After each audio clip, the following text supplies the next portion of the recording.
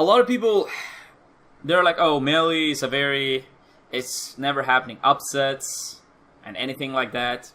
And the thing is, Melee is kind of like the most consistent game there is, probably. And in before people say, you main Peach, blah, blah, blah. Yes, I know I main Peach. If I didn't know that after like more than 10 years of playing this character, then I would not have made it up to the top. But anyway, the thing is, Melee have a lot of factors to make it consistent that other fighting games don't.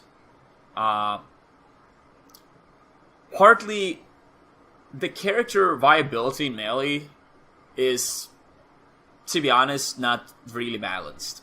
I don't think it's as bad for some of the characters below the top 8 as some people say, but it's still like you can't really solo main a lot of characters and win tournaments. What this means is that you don't need to be prepared for as many matchups, which means it's a bit easier to stay consistent because it's harder to get surprised, get caught off guard, for example. But it doesn't only have a bad factor, it also means that probably Melee players playing top tier matchups on average are better in these matchups than top players in other games are at their most common matchups. Because their most common matchups are not nearly as common as Melee players fighting against like Fox or Sheik, among others. So it's a pro and con. Like, Melee players compared to Smash 4, relative to how long both the games have been out, Melee players are probably way worse at fighting, like, some of the low tiers than Smash 4 players. And people might say, oh, but Smash 4 players loses to low tiers, blah, blah, blah. Yeah, they are also way more viable. I mean, like, strictly, like, in terms of knowledge and stuff like that. So, Melee players are probably worse at fighting some of the bad characters because they never play against them. But they're also better at fighting the most common characters. So you don't really see people lose very often just because, oh, I didn't know this matchup at all. So it's pros and cons.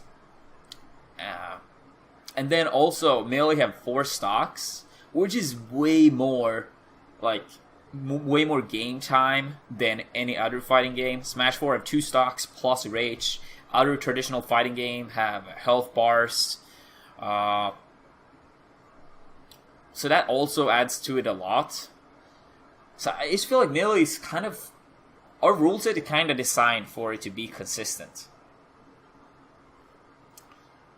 So, yeah, it's a lot of factors that makes it. But it mainly, like, a lot of stocks and a small portion of characters that are, like, very good.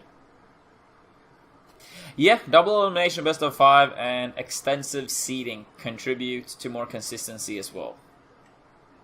What rules I think should be changed? I honestly don't really think any rules should be changed. Like, it's pros and cons with like most things, but I don't feel like changing Melee's like stocks or best of 3 to create more upsets will be fair either. I feel like you gotta earn your wins.